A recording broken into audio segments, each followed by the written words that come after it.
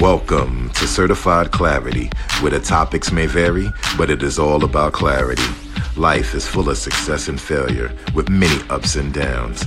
How do we savor the successes and see the lessons in our failure? Join us as we discuss overcoming adversity, taking full advantage of opportunity, and turning pain into purpose. Hello, and thank you for tuning in to the latest edition of Certified Clarity. My name is Brian Keith, and I'll be your host. Today's guest is Bolaji Oyejide. He is an entrepreneur, an author of 50 books, an advocate for children, and a certified ETA speaker. Originally from Nigeria and a diehard Spiderman comic book fan, Bolaji is the creator of Brave Little Heroes, a series of books designed to empower, to inspire, and to encourage children. Bolaji has made it his mission to help the Peter Parkers of this world become superheroes. Bolaji's mission is to help kids whom the world has called broken to see their full worth and value in every aspect of their lives. But without further ado, Bolaji, tell us who you are in your own words.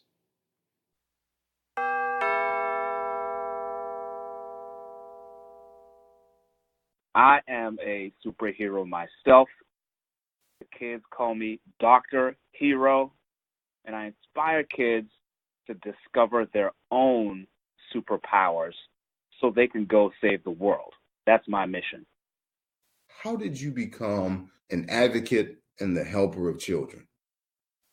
Yeah, I love that question because every superhero is defined by their origin story. You know, Superman didn't just wake up with superpowers. His parents had to speak a particular purpose into his life, and he had to accept that purpose. That purpose had to be nurtured in him.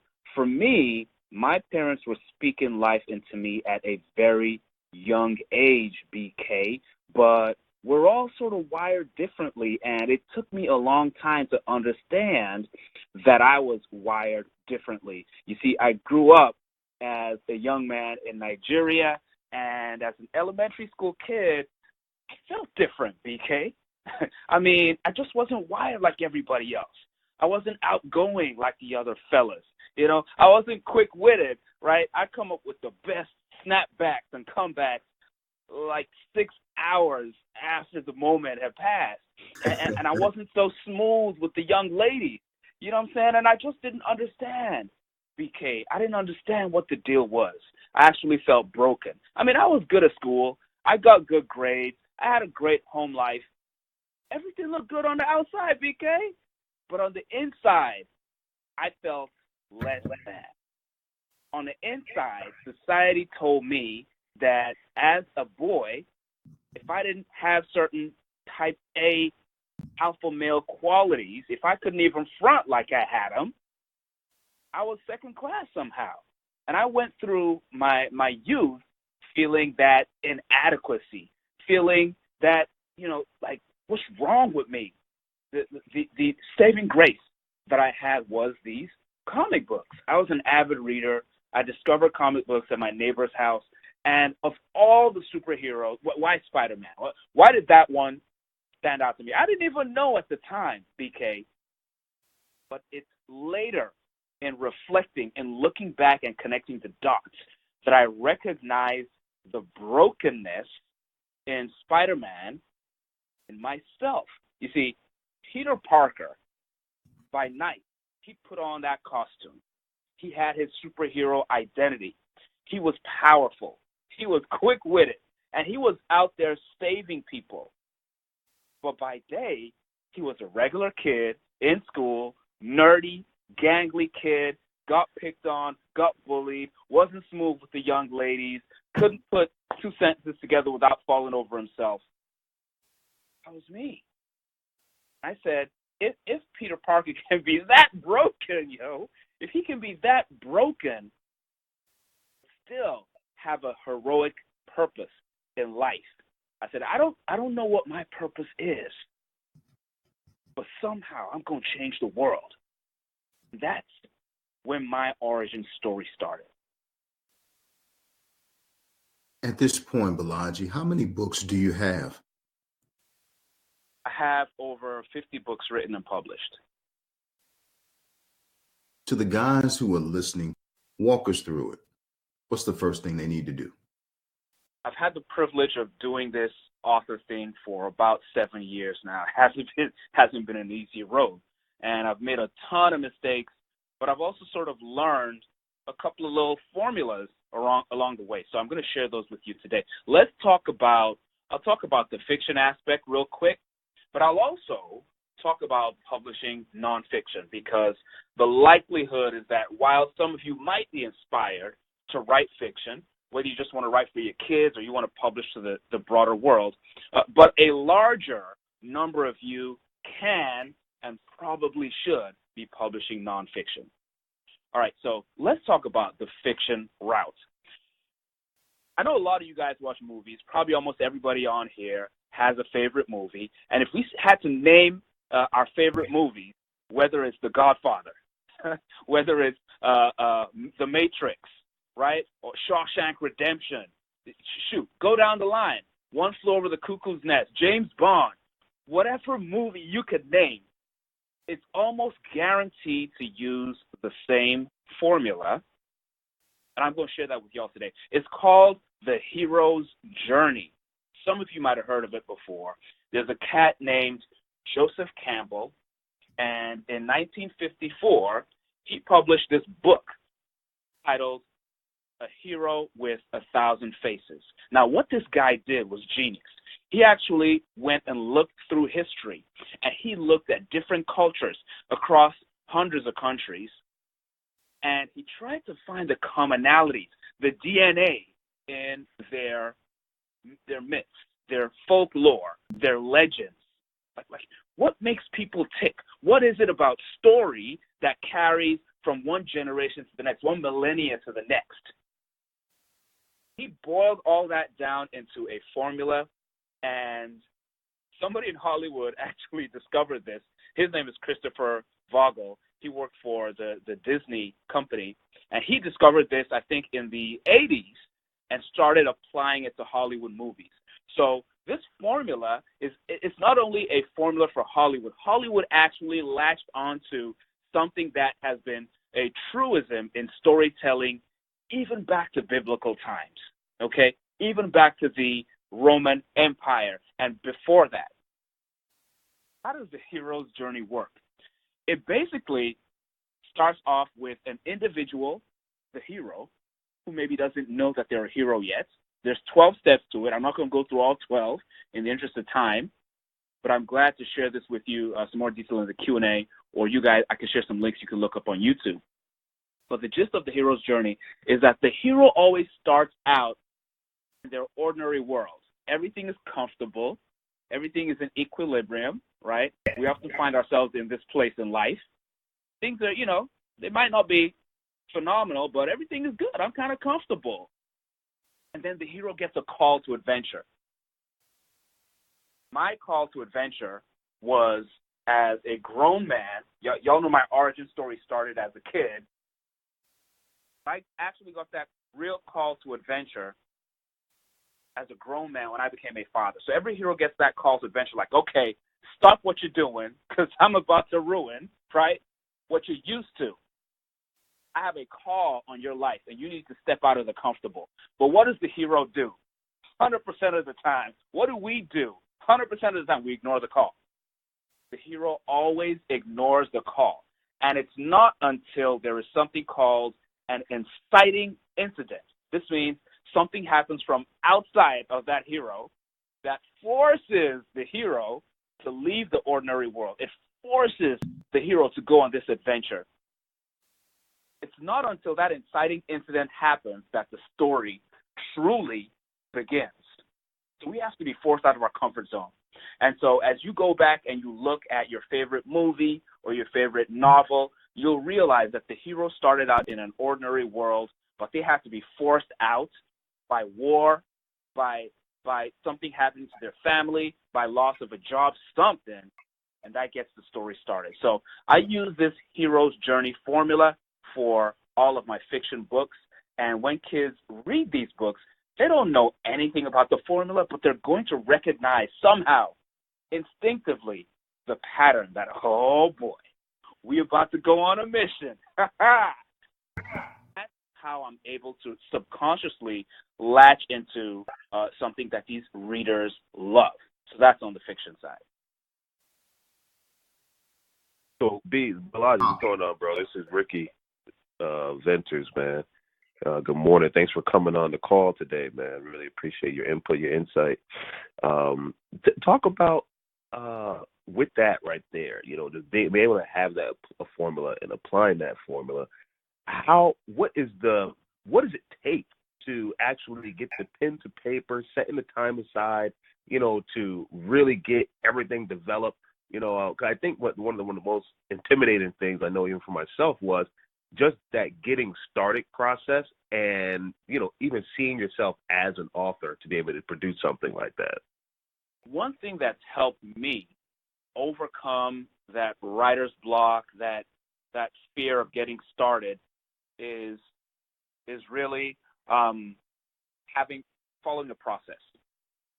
I've gotten it to the point where it's sort of paint by numbers, so that instead of, here's the thing, we all have this editor in our mind. We have this critical voice in our mind, such that as soon as you try to do something creative, if you're not yet comfortable in that lane, that voice is going to tell you, no, that ain't good. Didn't like that.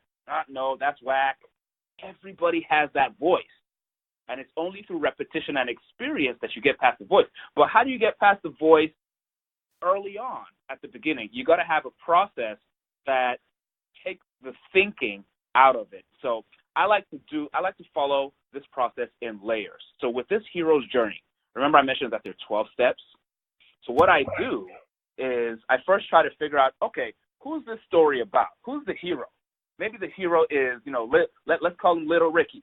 Little Ricky's a 7-year-old kid, and I want Little Ricky to be from Michigan. Okay, Little Ricky's from Michigan.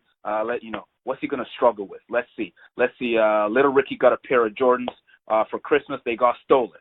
All right, so this is what Little Ricky's struggling with. All right, pretty simple. It's just a very general concept, right? But then I start to plug it into the formula. So at that point, the editing voice in my head doesn't have an opportunity to chime in. It doesn't get threatened yet, because I'm not trying to do too much. I'm not trying to do too much all at once.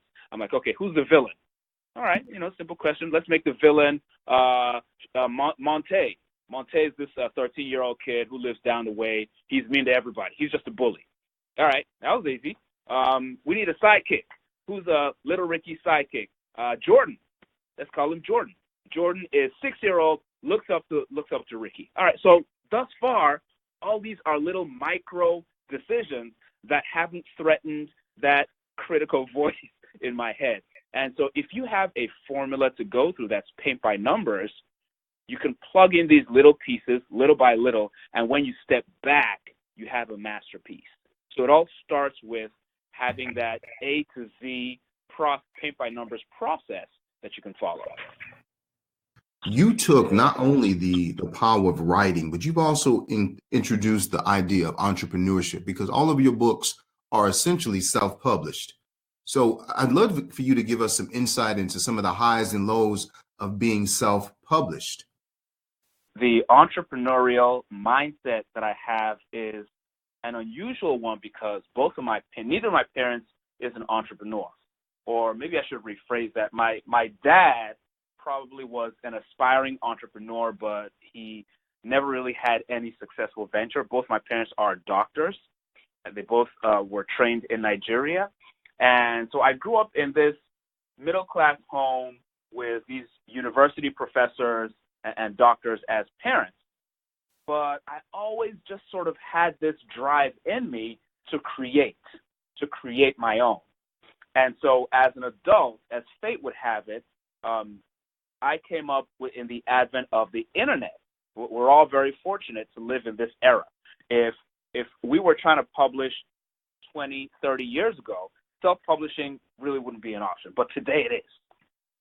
So you have the ability right now to create something from scratch, from your brain, or even from your kid's brain, right? If y'all want to do something together and get it out to the world. So Amazon.com, they have a website called CreateSpace. It's a little division of Amazon. And through CreateSpace, you're able to publish your works, fiction, nonfiction, out to the world almost instantly. You write up a little Microsoft Word document, you upload it to CreateSpace, you take 24 hours to approve it, and it's live to the world. But see, they've made the publishing part of the process easy. The rest of the stuff, that's where the entrepreneurship really kicks in. So as an author, or you even got to see yourself as a publisher at this point, as a publisher, you sidestep those guardians of the gate of old. A few decades ago, to get published, you had to submit your work to hundreds of publishers. A lot of them wouldn't even read your work. That you have to know someone in there to even get them to give you the time of day, and it had to fit exactly what they were looking for. They're very narrow definitions of what would be successful and profitable. You don't have to do that anymore. But once you get published, you have to build your own audience. You have to be your own megaphone and get the word out there. You have to be able to create a message that people will carry for you. You got to be able to create a viral message. So you can publish anything you want, but in order to actually get it to sell, that's where the entrepreneurship kicks in. So that's where I'm really interested for you to dive in, because a lot of people think that once I write this book, everything is wonderful. I wrote a book, I'm an author, but you're really saying that's when the work begins. Yeah, that's when the work begins. First-time authors, this is what they usually don't know. You actually have to have an audience. You want to build an audience for your books. That's the number one thing. Think about it this way. We could use Eric Thomas as an example. So Eric Thomas is an author. He's published maybe 4 or 5 books. But before, catch this, before he ever published his first book, The Secret to Success, he had an audience. How difficult do you think it's going to be for him to make sales of that book? Probably not very difficult. Why? Because he already has that built-in audience. People know, like, and trust him. They know what he's about, and they know, okay, E.T. ain't going to make no junk. If I'm looking for something motivational, I can go to E.T., no problem, 100%. He's going to knock it out of the park. And as a matter of fact, even if I don't know what the book is about, just because E.T. has built this tribe that I'm a part of, I want to support E.T., so I'm going to buy the book. So you have to build that audience. You actually have to know what audience you serve, like zoom in really narrowly on what their needs are.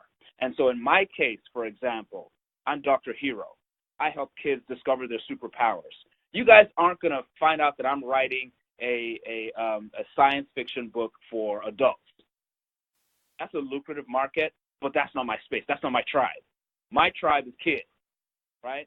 E.T.'s tribe is underdogs, people who are underdogs in life, who weren't born with the silver spoon in their mouth, but who aspire for greatness. That's E.T.'s tribe. What's your tribe? You don't have a specific tribe that you're trying to write for everybody, and your work is going to move nobody. So at the core of it, as an author, entrepreneur, you have to know who your tribe is and start to build that tribe so that when you publish your book, they're not going to care if you have typos in it. They're not going to care how good the writing is. They're going to care about you, and they're going to support that book. So you've given us the blueprint. You're telling us that not only do you need to build an audience, but you need to try to convert that audience into a tribe. But then there's another level that I heard you talk about. You got to convert that tribe into a movement. And I know that's the phase you're in. So describe for us the difficulty it is to convert a tribe to a movement. Yeah, so there's a quote attributed to Bill Gates that I repeat to myself every so often. It's this. Bill Gates said, most people overestimate what they can get done in a year.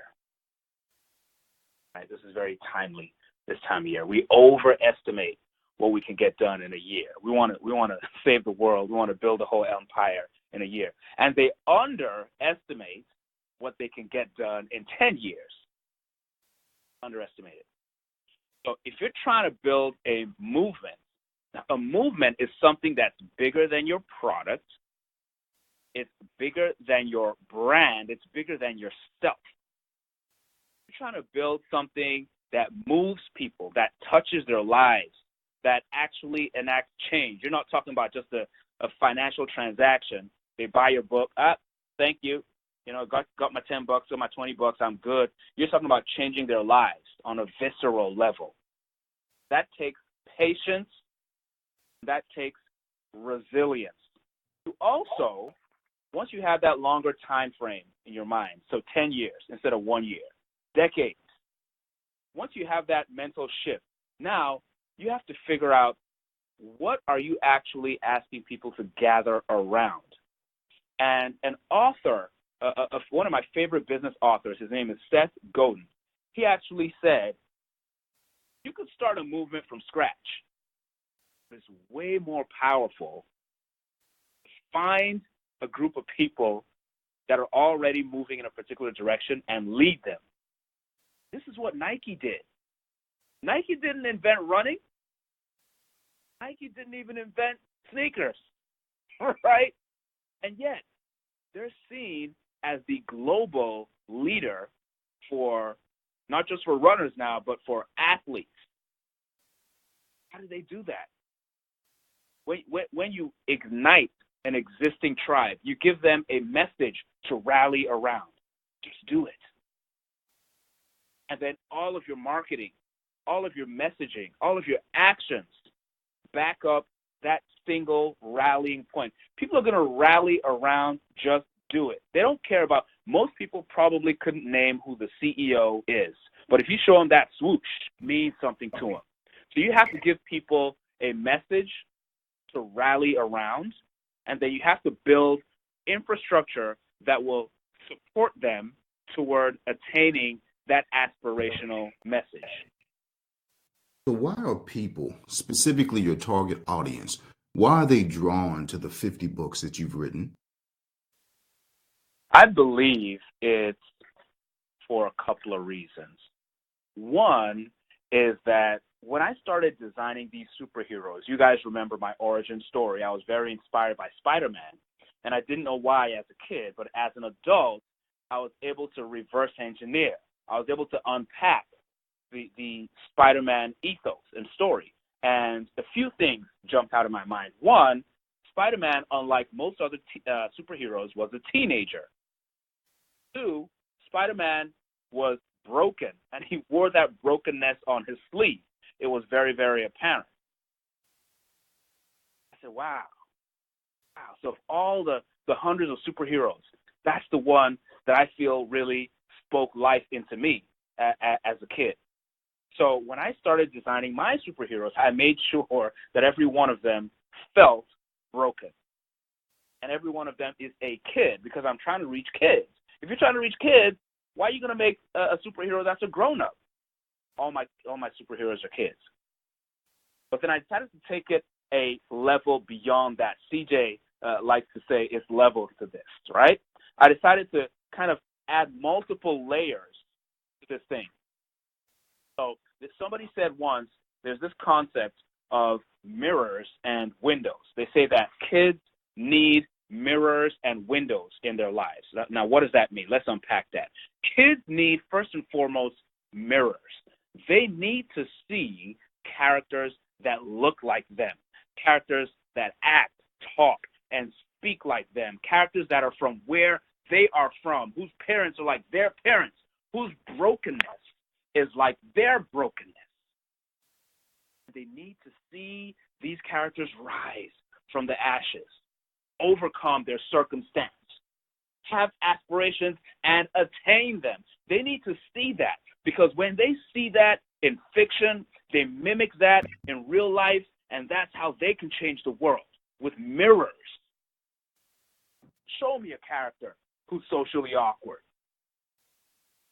I'll show you how I'll change the world.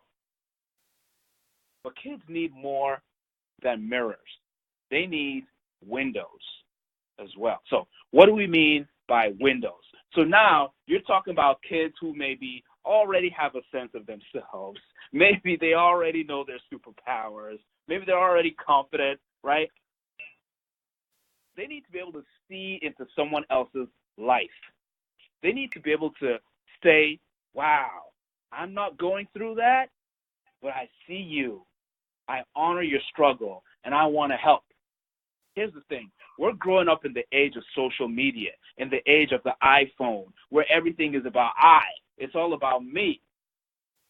If all we do, this is something that a lot of us do today as parents. We all want our kids to be superheroes, but we focus more on the super than we do on the hero, right? The super is self-serving. The super says, I get straight A's. The super says, I'm the star on the football team. The super says, I'm going to get a good job, live in a good neighborhood, have a beautiful family, right? Go on nice vacations, 2.5 kids and a dog, go to Hawaii every other year. That's I'm living a super life. That's what society tells us to do. Society's already, going in that direction. That's half the equation. We need mirrors so that we can recognize somebody else's struggle. If my neighbor is struggling, if my neighbor ain't eating and I'm eating good, I ain't no hero. Think about this. Even supervillains got powers. Supervillains are super too. It's not enough to be super. Supervillains, they got the mirrored part down. Yeah. They found a way to success, right? It's just a self-serving success. They want the money, the power, the respect, and they just go about it the wrong way. They lack mirrors. They lack empathy. And so if all we do is raise kids who are super, we are tearing down our own very society. We got to give kids both. And that's why I think people are drawn to my books. I want to dig a little bit deeper into your psyche because I don't really think people understand who it is that's speaking right now. You were born in Nigeria and you did not come to the United States until you were 17 years old. Can you share the story you mentioned the other day to me about some of the things you saw in Nigeria that would really just blow our minds here? I sort of shared that Nigeria has such a wonderful, rich tapestry of culture. We have 120 million people in Nigeria. Nigeria is the size of Texas. So that's like taking a third of the population of the United States and stuffing them all into Texas. What that means is that for all of Nigeria's beautiful culture and natural resources, you do have a scarcity. You have a scarcity of resources. You have a scarcity of space. And whenever you have scarcity, we're human beings, guys. We're broken. You're going to have people do what they need to do to survive.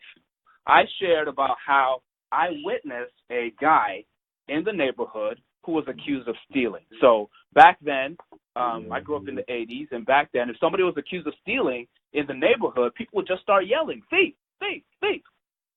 I heard people yelling, thief, thief, thief, just a regular day. All this guy come bolting out, massive people chasing him down, cloud of dust rising behind him. They catch him, boom, one to the head, he's down. Start hitting him. Kicks, blows. Somebody goes and grabs a tire, a little rubber tire from a car, put it around his neck. Kind of street justice. Found some gasoline. This is real life. There were kids that witnessed this as well. That was just the sort of thing, by the time the police arrived, it was too late for this gentleman. He allegedly stole. I don't know if there was ever any proof or not, but these are some of the things that sometimes happen in society, and you just become numb to it. You become numb to it. I talked about, seeing on occasion a dead body on the side of the road, probably somebody, a poor homeless soul, and that body may just lay there. People just drive past. You become numb to it. And we got to be careful what we allow ourselves, what we allow our children to become numb to. In every society, you have this person that might be dead on the side of the road. Maybe they're not literally dead. We all have homeless people, right, in our neighborhoods or neighborhoods not too far from us. We all see injustices, whether it's at the federal level, at the state level, in politics, in the world we live in. And we become numb to it. When you're in the jungle, right? You got to live by jungle laws, or at least you feel like you have to in order to survive. You know, after I came out of that environment, I was able to see that, wow, some of this stuff, that's not normal. That's not normal. And so I'm really big on helping kids to develop empathy. You got to develop empathy for the person next to you because other people matter. It can't just be about you and yours. If you get yours and you good, we have to find a way to teach our kids and to model for them being our brother's keeper. If we can do that, then this thing might turn out all right. And of course, that is why you're here today. So I have one final question for me. Well, I take that back. Not one final question. One final question for now, and then we'll open the floor for questions from the audience.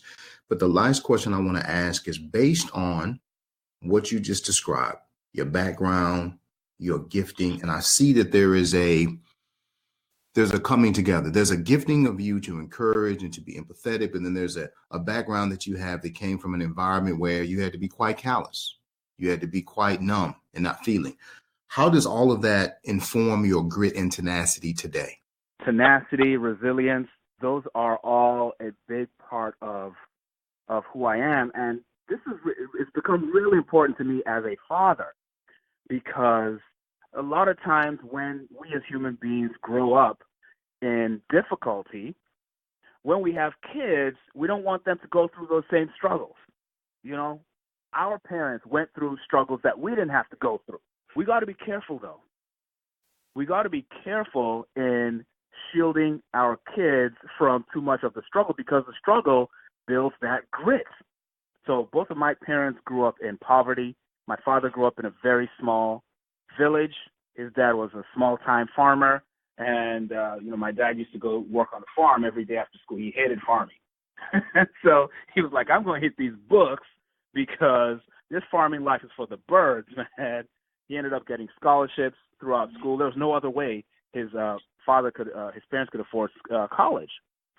And somehow, with that, my parents having that background, when they raised me as a kid, I grew up in a comfortable middle-class environment, but I still had that sort of mentality like, I don't want to squander money. I got to be frugal, that sort of thing. And I think they were still able to somehow instill in me that importance of, man, you got to go all in. You got to work hard, work for everything you've got, take nothing for granted. I always knew I was smart, though, BK. I always knew I was smart. I was book smart, right? I wasn't necessarily street smart, but I was book smart. And so I felt I was going to be a young prodigy. I felt I was going to be a Mark Zuckerberg, okay? I was going to come out of college, boom, I actually developed a social network. I went to Morehouse College. So after graduating, I developed a social network for graduates of HBCUs. And I was like, okay, boom. This was before Facebook, by the way. I was like, all right, this is going to be the big thing, 7-figure company, boom, boom, boom. My wife and I ran that company 9 years, never made a profit in 9 years. Lost a grip of money in 9 years. And along the way, I would ask God, like, why? What am I doing wrong? And, I'm doing this with the right spirit. I'm putting everything in. I'm trying to serve people. Why is this thing not working? God was trying to build my grit. He was trying to build my grit. That wasn't a calling. That was like Spiderman trying to fly, right? You ain't Superman. That's somebody else's lane. Let Mark Zuckerberg do that. People that need you to spin those webs. And so I had to fail. I had to run a company for 9 years and fail financially anyway for 9 years to build me up so that when I would start Brave Young Heroes and the success wouldn't come right out the gate, I'd be resilient. Today, I try to balance with my kids as a father. I try to balance being emotionally available with allowing them to struggle, not being the source of the struggle, mind you. And I know as fathers, sometimes that can be tough. You want to be hard on your kids, but not necessarily being the source of the struggle, but allowing them to feel struggle from outside a little bit without helping them up. Imagine if we helped every little toddler that fell flat on their face. Imagine if we helped them up every time they look wobbly. No, let them fall. That's how they learn to walk. And so I ran my HBCU network for 9 years, and I fell flat on my face because God was trying to teach me how to walk and then run and then fly so I could help other kids to do the same. So grit and tenacity, without that, success ain't happening. I hope you guys heard that. It took 9 years of failure to be able to get to now write 50 books. Are you willing to put in the time to be successful? Good morning, brother Bolaji. This is John Simone from New Jersey. Do you feel that books still have the ability to capture their attention in the way in times past? Let me answer not about books, but about story. Does story still have the same appeal that it had in generations past? And the answer is absolutely. Storytelling has been around for thousands of years and is not going anywhere. Now, in terms of consuming stories through physical books, physical books haven't always been around. Before there were physical books, there was oral storytelling. So the format of delivering the stories will evolve and change. I still think physical books are around for a good bit, though, but kids have way more options to choose from today. And so you think about stories like the Harry Potter series. There was a book that came out, I think, last year, and it was turned into a movie called Wonder, about a boy who was born with physical deformities to his face. That was really popular. There's a book series by Rick Riordan, Percy Jackson and the Lightning Thief a few years ago, super popular. So whenever an author is able to tap into that certain thing that young people crave in stories, those stories take off. It's true that there are more distractions, but we need to hit it from a couple of directions. One, we need to find what these kids find appealing and give them more of those type of stories. And then two, as parents, we want to make sure that our kids are getting that reading time in. Now, it can be challenging to identify the book series that resonates with your kid. It might take multiple trips to the library. Okay, how about this one? Okay, try that one. For some parents, it's Captain Underpants, right?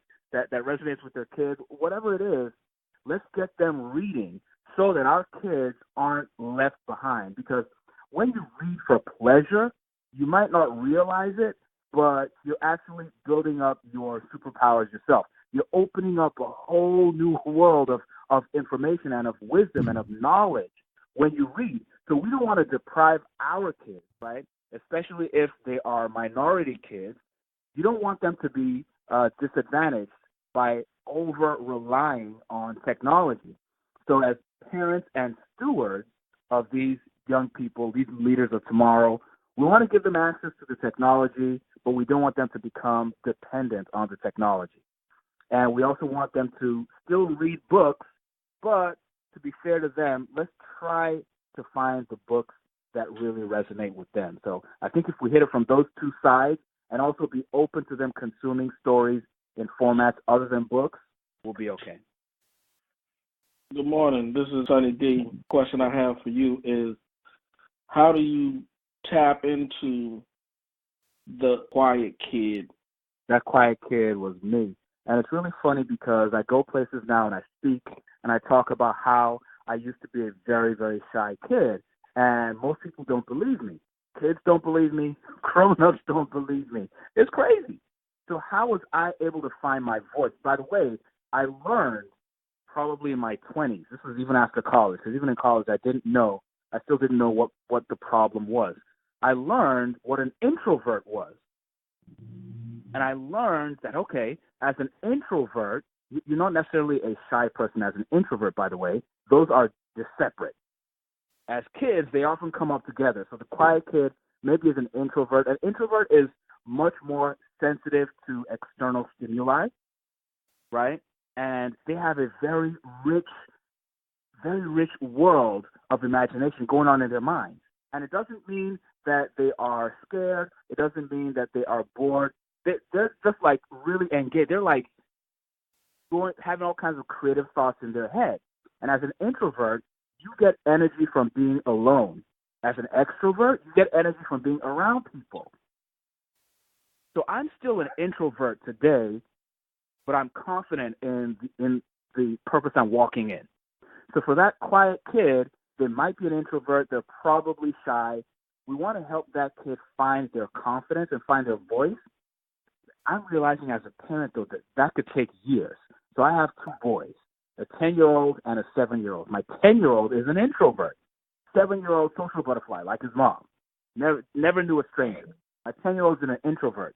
And that introvert kid is brilliant, man. That kid is going to change the world. But I've realized I can't try to make him be an extrovert. God made him this way for a reason, right? There's problems that an introvert can think on a problem for a year and just like obsess over it and mull over it and boom, at the end of the year, come out with something genius. But if you try to force that kid out of their genius zone, you're not going to be happy with the results. They're not going to be happy with the results. So as a quiet kid, what worked for me was seeing Peter Parker. Peter Parker was a quiet kid, but he had a calling, and he was able to change the world even while still remaining that socially awkward kid. So I had to realize, listen, you're not broken. God made you this way for a reason, okay? Walk in your purpose. So we do want to help our kids overcome shyness because that's like a lack of self-esteem. But part of helping them overcome that shyness is accepting who they are, not telling them they got to change or they got to be more outgoing. It's accepting who they are, meeting them where they are, telling them, I see you, I believe in you, you have greatness in you, you're going to change the world. Just leaving it at that. Dude, when I was in college, I came over from Nigeria to Morehouse College. So freshman year, I didn't know anyone. I lost my confidence. I was like, man, culturally, I'm just out of my depth. And there was this one lady, this one teacher in the engineering program, Mrs. Delinda Brown Clark, God rest her soul. And every time I walked into that woman's office, she would start what she was doing, and she would get everybody's attention and say, "Oh, see that young man there? Oh, this young man is amazing. This young man is brilliant. Have you met him? Oh, you got to know this kid." I was on scholarship, but my first semester I was about to fail out because I didn't have good studying habits. That lady spoke life into me. And she spoke life into me so constantly. I was like, I don't know what she's seeing, but there must be something there because she keeps saying it. Speak life into that quiet kid. That he can't help but believe in himself. Just speak life and let God do the work.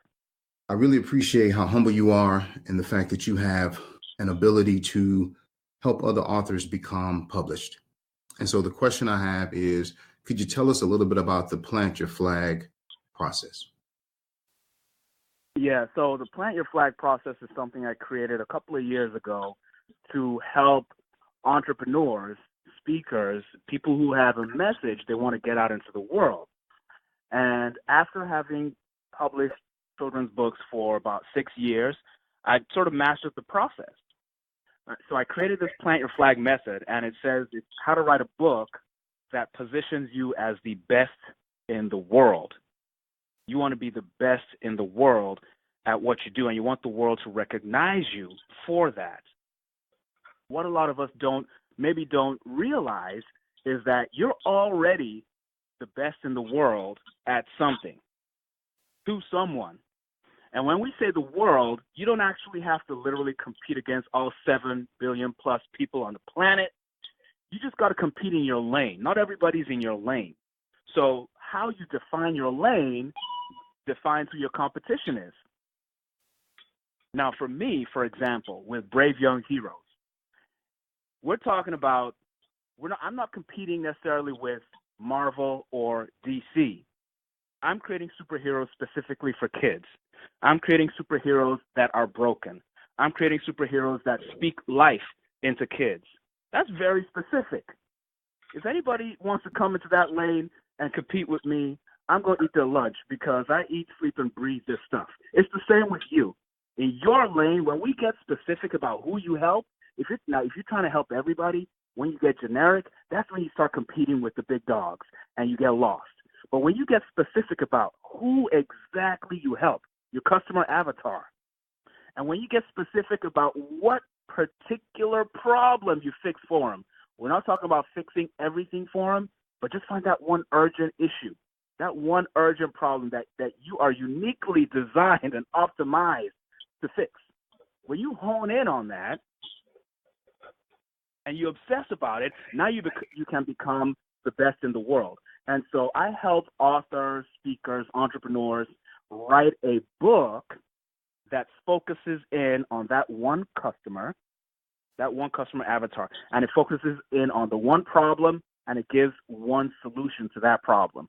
The power of being so ultra obsessively specific is that once people recognize your dominance in solving that one problem for them, they want to come to you to solve all their other problems in that sphere, right? So it doesn't mean you only provide this one service, but you take the thing that you do better than anybody else and be the guy that literally wrote the book on that thing. That allows you to plant your flag on top of the mountain and say, I'm king of the hill in this arena. Y'all want to come, go find another hill because this one is taken. So I help authors do that. What do you do, or is it in your wheelhouse to help an author market? You know, as we've sort of identified, because of the technology in place, the publishing is now what used to be seen as the biggest challenge, the publishing. That's now not nearly as difficult. It's more attainable. But now finding the voice, writing the right book that solves the right problem for the right person, we can call that finding the voice. That is something that I help folks with today. And unfortunately, they write the wrong book. So they might write a book about their entire life, or they might write a book about all the services that they provide. So I do help them with that voice. Okay, let's get the right message out there, the right book.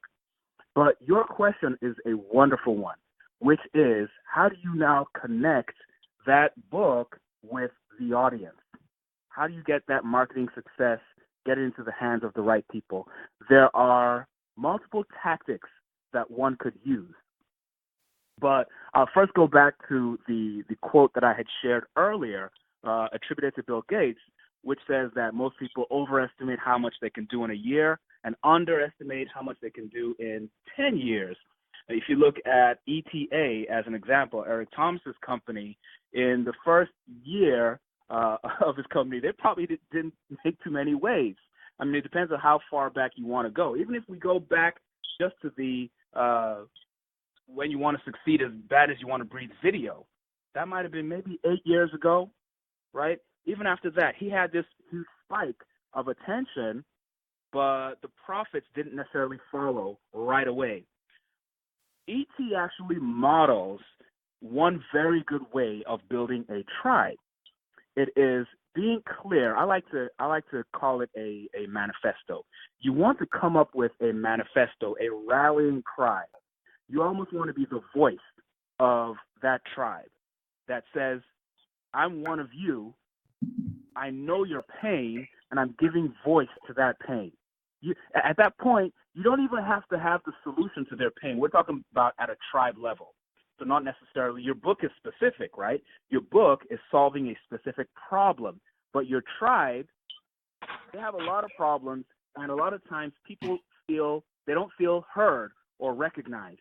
If you write that manifesto, whether it's a podcast, whether it's a Facebook post, whatever it is, whether it's person to person, you write that manifesto and put that out there. And every time you communicate with people, you're sharing part of that manifesto. Like in my case, I believe that every kid has superpowers, and we need to inspire them to find their power so they can change the world.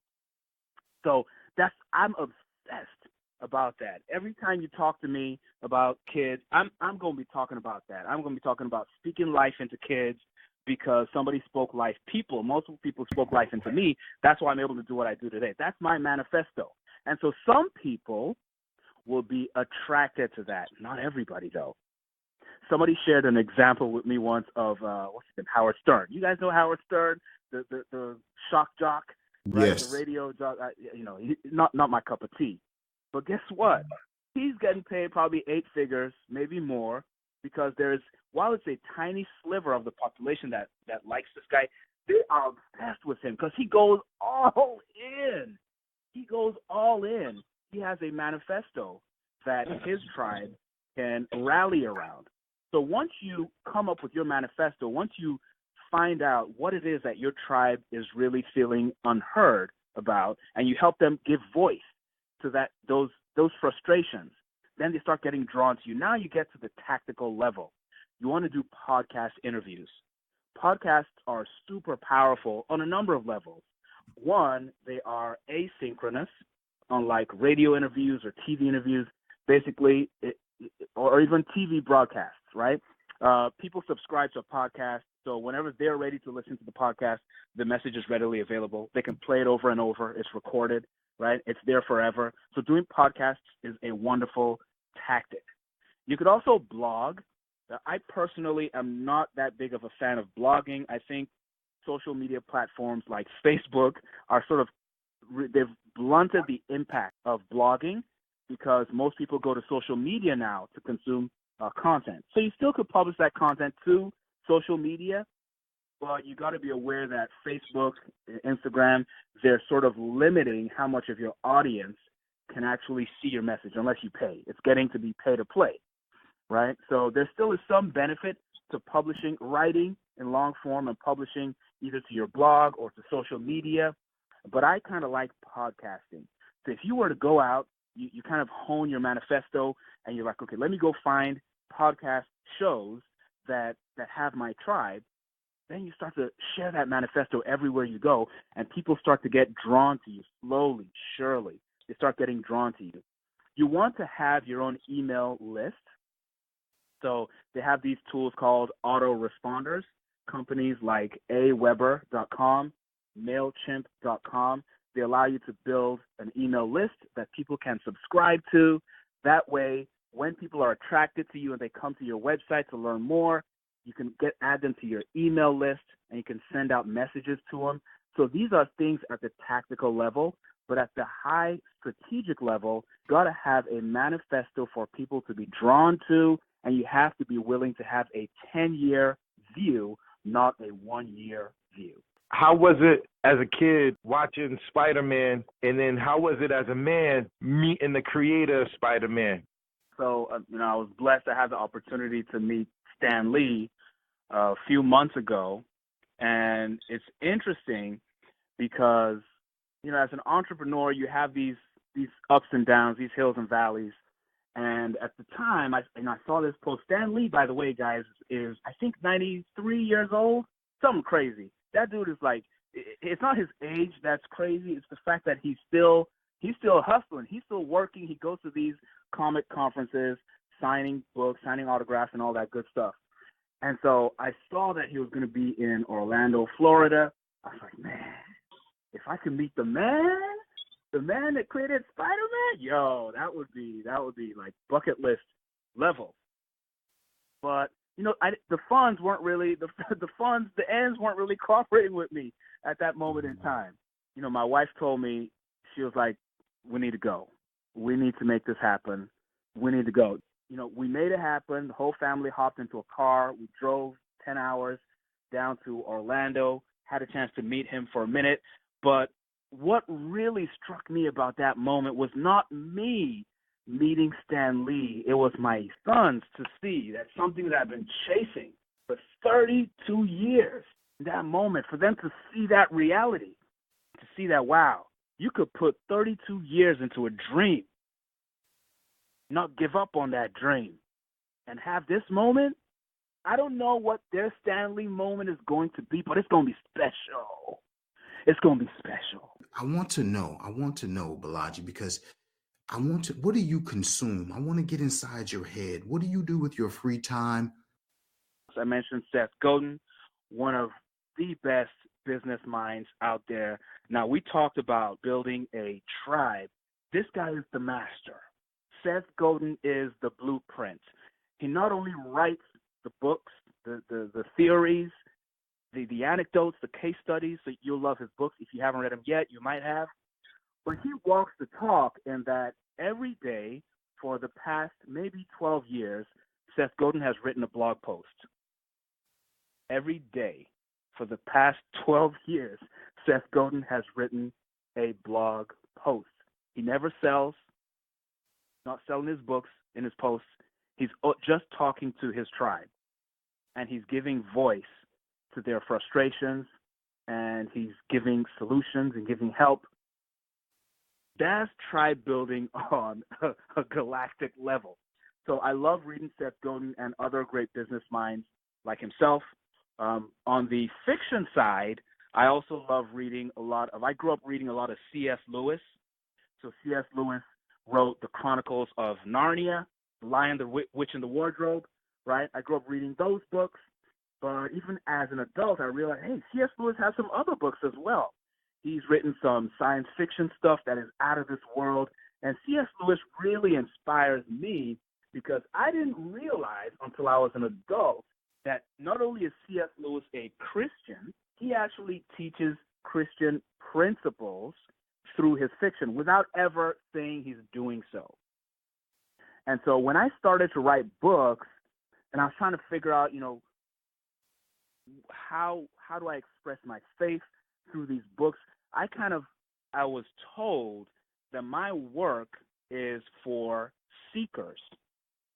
And so what that means when you're writing work for people who are seeking a relationship with Christ is that if you hit them over the head with the religious language and the church traditions and all that sort of stuff, they might get turned off before they even step foot through the door. But if you teach them principles without judging, you're just teaching them biblical principles, that opens them up. And that's my lane, so that a BK, so that a Barry, so that a Ricky can now come in and they meet these kids. These kids are now fertile soil. Somebody's got to till the soil, make it fertile, make it ready to be able to bear fruit. That's my job. That's my lane. So I'm not trying to fix everything, but I realized early on, thanks to the example from C.S. Lewis, that if you can teach kids that there's a purpose, there's a calling on your life, there are problems in the world that you were designed to solve. That's what superheroes are, right? They're all specific. Batman does Batman. Green Lantern does Green Lantern.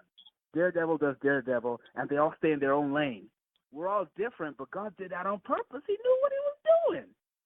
There's a problem in the world you are uniquely designed to solve, and if you don't solve it, God will eventually use somebody else to solve it, but you would have missed your calling.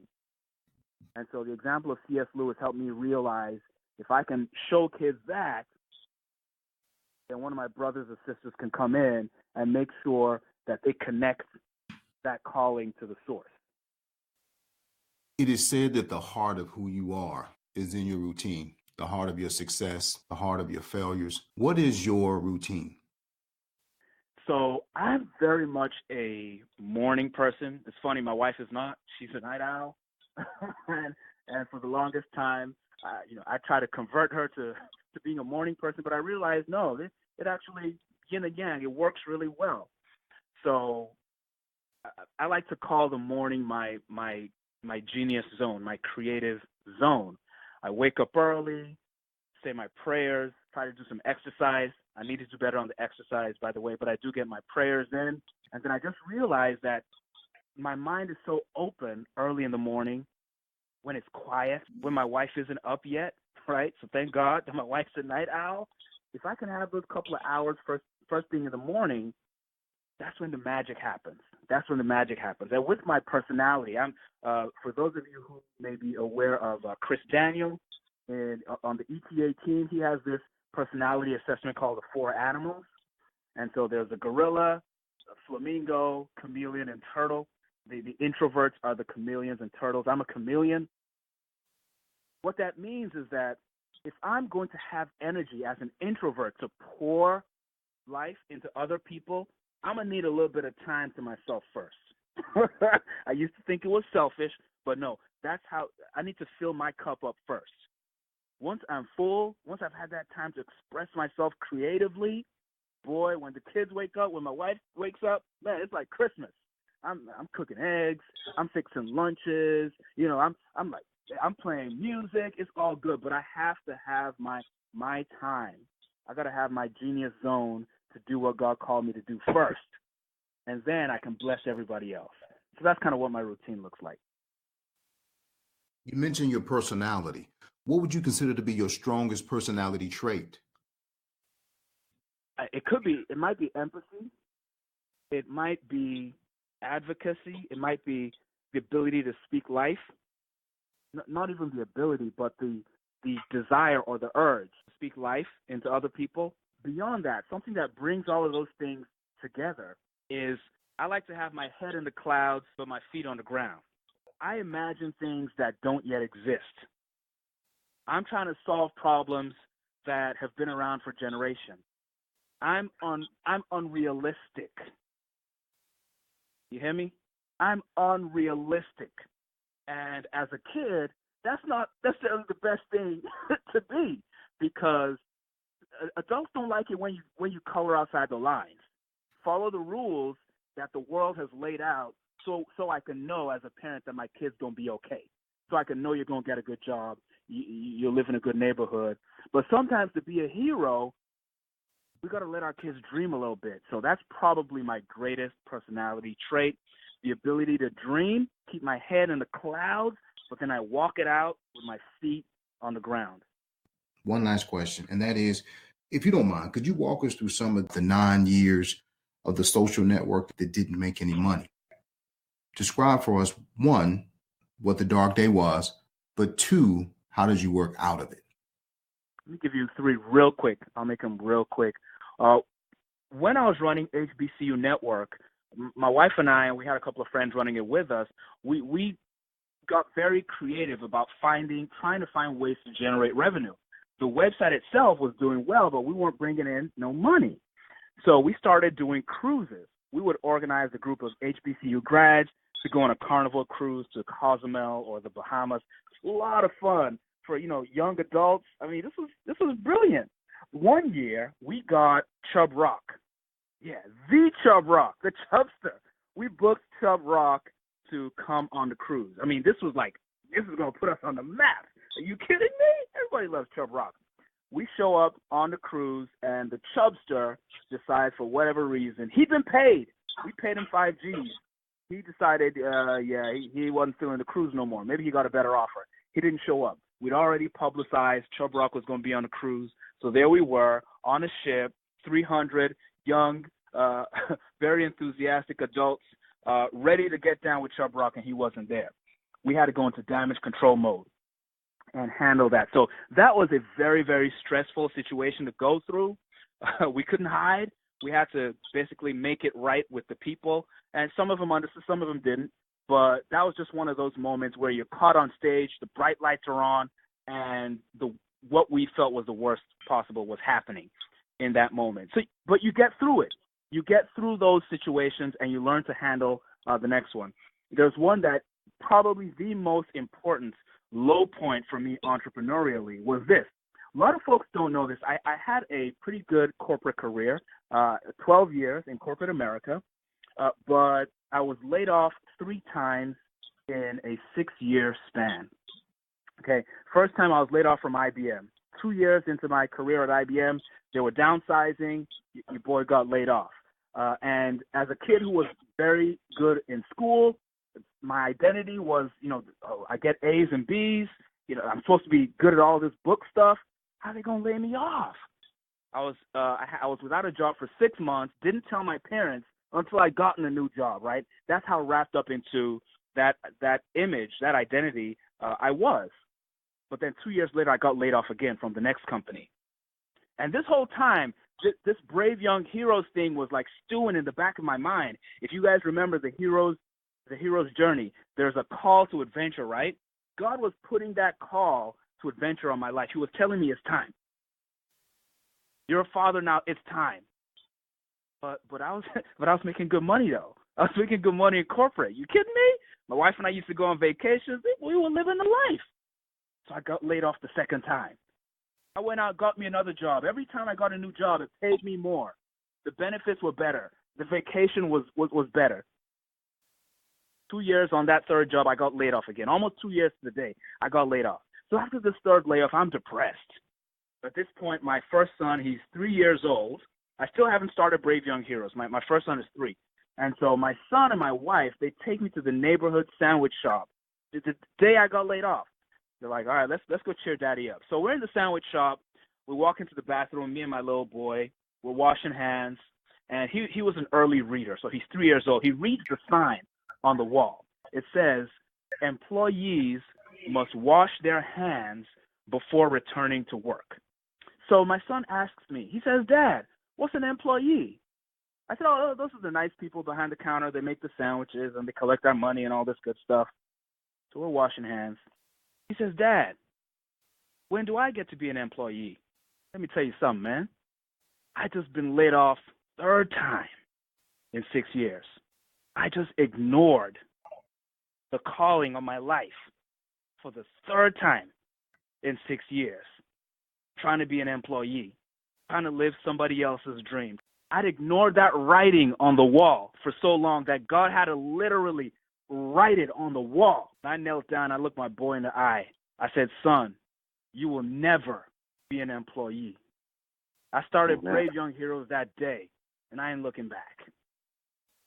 How do we get in contact with you? People who want to buy your books, people who are interested in hiring you and going through the plant your flag process, or just to get more information about you, how do they contact you? So the email address is my first name, Bolaji,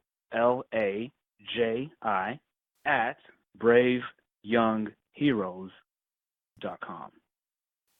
Thank you, sir. Thank you. Thank you, my brother. Thank you, sir. Thank you. Bolaji. Thank you. Appreciate it. Thank you. Thanks so much, guys. Thank you so much. This is a blessing right here.